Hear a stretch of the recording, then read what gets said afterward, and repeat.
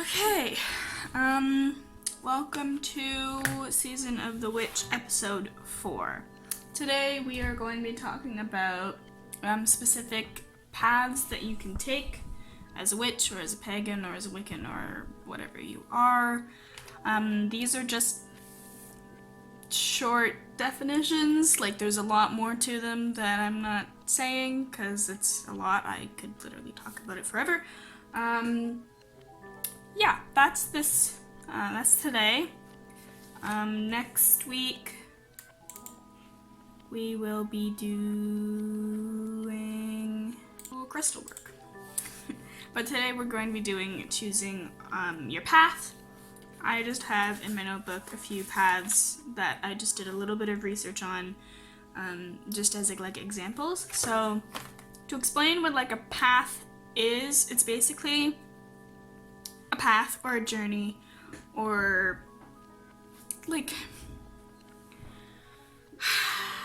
let's say that somebody's an artist. Like, just because they're an artist doesn't mean that they do realistic oil paintings. Let's say that, yes, that person's the artist, but they do sculpture, or they do graphic design. Okay, those are all definitions of different types of artistry. So when we're talking about paths that witches take, it's kind of like that. It's like a subcategory. I'm a firm believer that you can basically just do whatever the hell you want, so you don't really have to follow a path, which is actually a path, but you don't have to label yourself, you don't have to figure it out, you really don't have to. But these are just, some people like doing it so then they can have like a bit of a structure of what they want to focus on. What I think for doing witchcraft is just find something that you like and start there. Just be like, let's say you're really interested in crystals. Go into that. Let's say you're really interested to herbs and gardening. Go into that. Doesn't matter, just start somewhere. Yeah, so I have a few witch paths that I wrote down. These are all just examples. These are just a few. There are so many, like an infinite number of paths that you can take. You don't even have to choose a path. It doesn't matter. You can do whatever the hell you want. So the first one is a Celtic witch, which is somebody who studies and worships Celtic deities, mythologies, and earth magic. So you basically just follow a bunch of Celtic mythology, folklore, anything that deals with stuff that's Celtic, which would be the region of Ireland and Scotland, which is my family, so I kind of have a little bit of that in there, but that's kind of Celtic witch, which I feel like would be more people that have, like, are like Irish or Scottish, like are Celtic, just because it's part of their like family and what they believe in, because it does incorporate some of that. The next one is Crystal Witch, which basically is a witch that focuses their practice with crystals, which I have one here. A lot of witches use crystals, just doesn't mean they're a crystal witch, they're just a really good tool. This is selenite, which is kind of like a good basic one that you should have, just because it kind of can incorporate anything that you want. Yeah, so that's a crystal witch, so they basically just practice a lot with crystals and their vibrations and their energies and what they can do, so their properties. The next one, which is, as I said before, an eclectic witch, which an eclectic basically means that it's like accumulation of like a whole bunch of stuff. So an eclectic witch embraces all types of magic and traditions. It basically doesn't tie their practice down to one thing, which is kind of what I am, because I do a lot of stuff. I do crystals, I do herbs, I do divination, I do spell work. It's like a bunch of different stuff. You can kind of have like a subcategory of eclectic witch, where like, yes, you are eclectic, so you do a whole bunch of different stuff, but you can also have something that you're super interested. So let's say you're really interested in crystals, so you can be an eclectic crystal witch because you focus a part of your craft on crystals, but you do other stuff. So yeah. An elemental witch is somebody that works with the 5 elements, so like fire, earth, water, air. Fire, earth, water, air. I guess the next one would be energy, I think. yeah, so you basically focus your practice on working with the elements, and basically I think what they would do is kind of worship the elements as if they were deities or gods, and kind of leave offerings, work with them a lot. So like, let's say you're doing a love spell, you would basically use flame, because flame is what's associated with love in a lot of stuff. So the next one is a green witch, which I've said before, and I think in both of the previous videos. A green witch is somebody that uses plants and nature, basically is just really into gardening, really into plants, uses a lot of plants and herbs and natural stuff in their practice, and that's kind of what they focus on. They're a very natural, very environmental witch, so they're very eco-friendly, very in tune with nature. A healer, which again can be kind of like another subcategory, is basically a witch who focuses on healing magic, so that could be natural remedies, healing spells, healing rituals, ceremonies, anything that has to do with healing. That can be physically healing, emotionally healing, psychically healing, could be healing not even like people, but animals, plants, the environment, just healing magic in general. Another one would be a kitchen witch, which I've mentioned before. So it's a witch who practices magic in their kitchen, primarily with food and drink.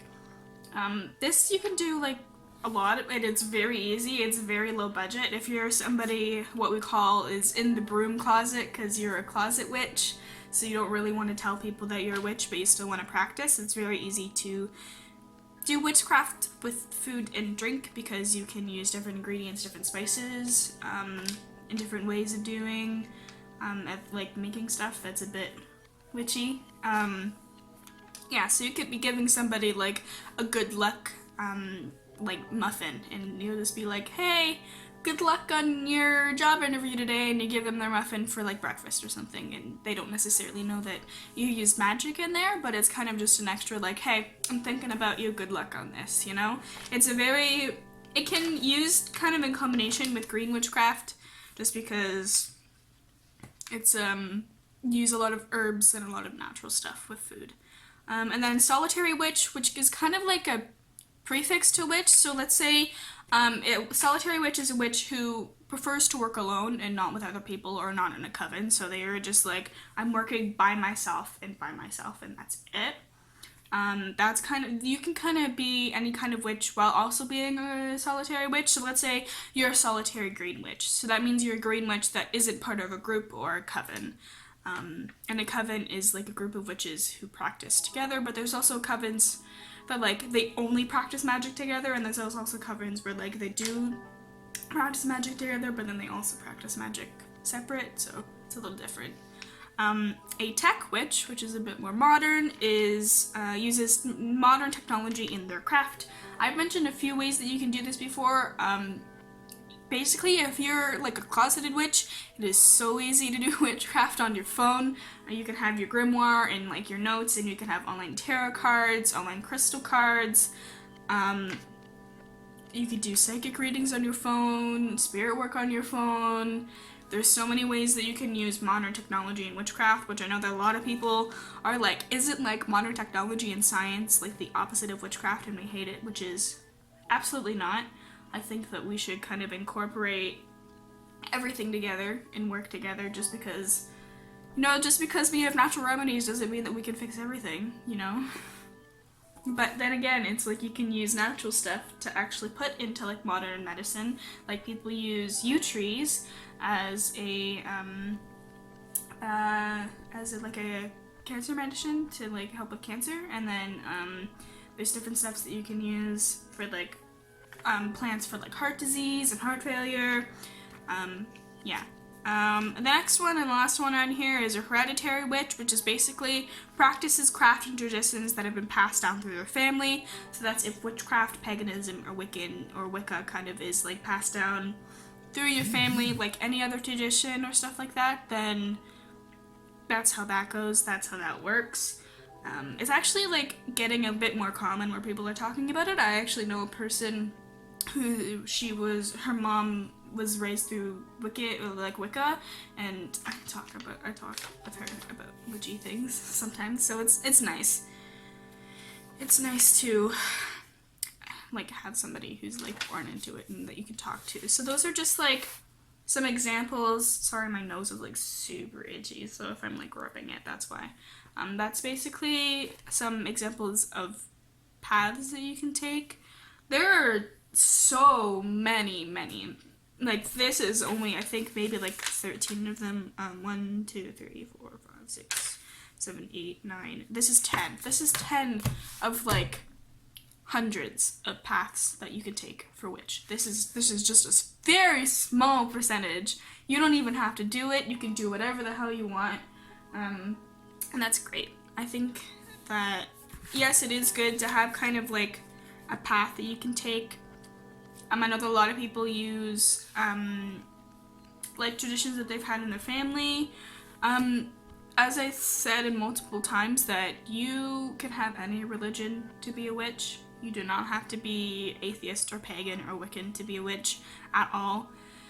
So if you want to, let's say you're Christian, you can use that in your craft, or you're Catholic, or you're Muslim, or you're Jewish. You can use that in your craft and use your family traditions and their beliefs in your craft. Like, you can use anything in your craft. And another thing that you can do is witchcraft is very eclectic itself. It kind of incorporates a bunch of cultures and religions together. So what I definitely emphasize for people is to respect if it's not your culture, and to know, like, and do your research before you do it.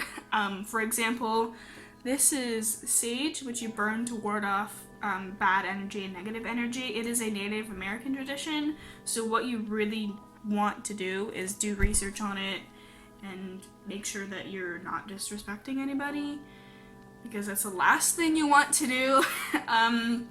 Because witchcraft is definitely something that incorporates so many cultures and religions and mythologies and folklores.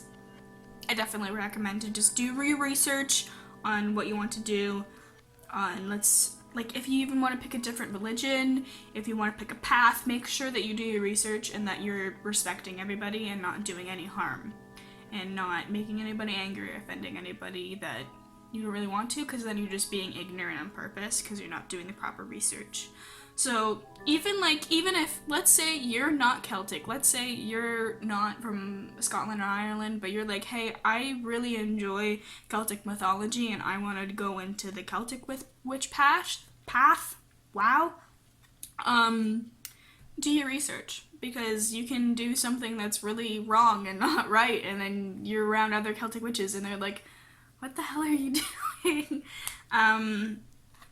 Yeah, even with some beliefs, every beliefs for every witch is different, so you still may offend people just because people get offended, and you can't really help that, but make sure that everything that you're doing is properly researched and has the best intent as possible, so you don't really offend people without being knowledgeable of it. Yeah, so those are paths. It's do so much of your research. Again, as I've said, I'm an eclectic witch because I just do everything. So yeah, another thing is that your path can incorporate different parts of your life and different things that you do in your life. So let's say you are a nurse, then you can be a nurse witch. You can do practice in a lot of natural healing and use your practice in your job as a nurse.